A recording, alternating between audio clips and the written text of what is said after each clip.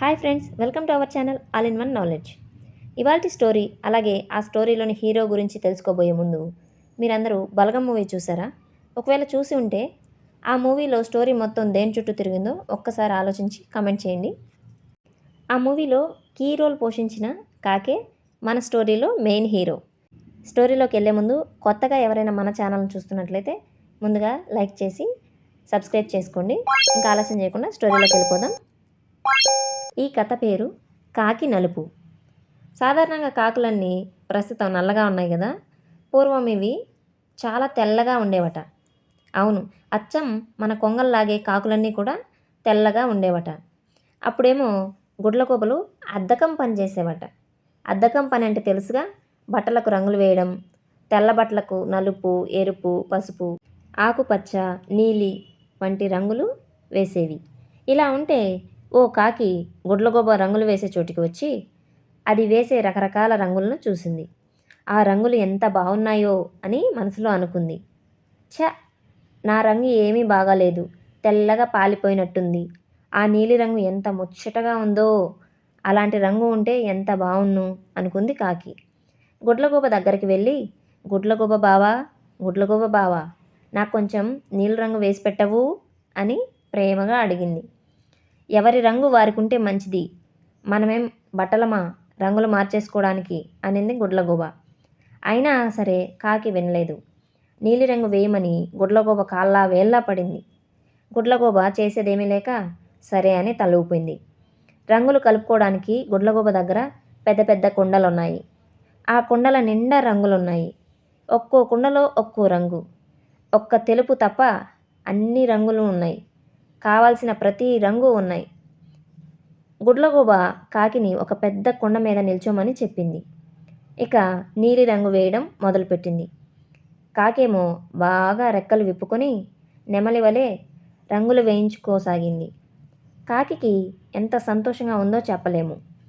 కాకులన్నింటిలో నేనే నీలిరంగు కాకిని కాబోతున్నాను అని, అందరూ నన్ను చూసి అసూయ పడిపోతారని, తన వెంట పడతారని దానికి కొంచెం గర్వం కూడా పుట్టుకొచ్చింది. ఎప్పుడెప్పుడు రంగు వేయడం పూర్తవుతుందా, అక్కడి నుంచి ఎగిరిపోయి అందరికీ తన రంగును చూపెడదామా అని ఆలోచిస్తూ కూర్చుంది. తన రెక్కల్ని ఇటు అటు ఆడిస్తూ చూసుకోసాగింది. ఇదిగో, ఇలా కదిలితే రంగు వేయడం అస్సలు కుదరదు. కొంచెం ఓపిగ్గా ఉండాలి. రంగు వేయించుకోగానే సరిపోదు, బాగా ఆరబెట్టుకోవాలి. అప్పటిదాకా ఎగరకూడదు, తెలిసిందా అని జాగ్రత్తలు చెబుతూ గుడ్లగూబ రంగు వేస్తుంది. అయినా మన కాకి వింటేగా, దాని ముచ్చట్లో అది ఉంది. తన రెక్కల్ని తిప్పుకుంటూ చూసుకోసాగింది. ఇంతలో జరగరానిది జరిగే పోయింది. కాకి కాలు జారి కుండలో ఢమాల్మని పడిపోయింది. ఆ కుండలో ఏముందనుకున్నారు? ఆ కుండలో కారు చీకటి లాంటి నల్ల రంగు. ఇలాంటి రంగు కాదది, కాటుక కన్నా నలుపు ఎక్కువైన రంగు. ఇంకేముంది, కాకి ఆ రంగులో మునిగిపోయింది. బయటికి రావడానికి నానా తంటాలు పడింది.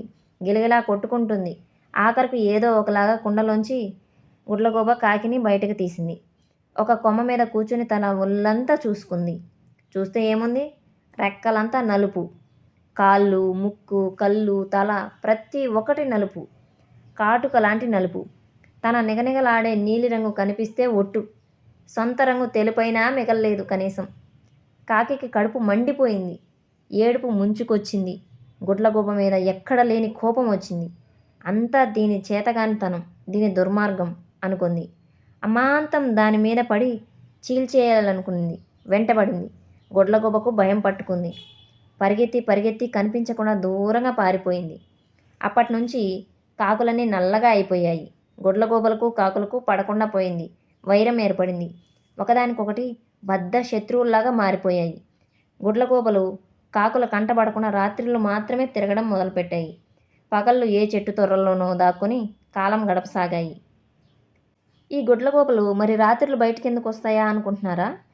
ఎందుకంటే కొంచెం చీకటి పడితే చాలు కాకులకు కళ్ళు కనపడవు కదా, అందుకని.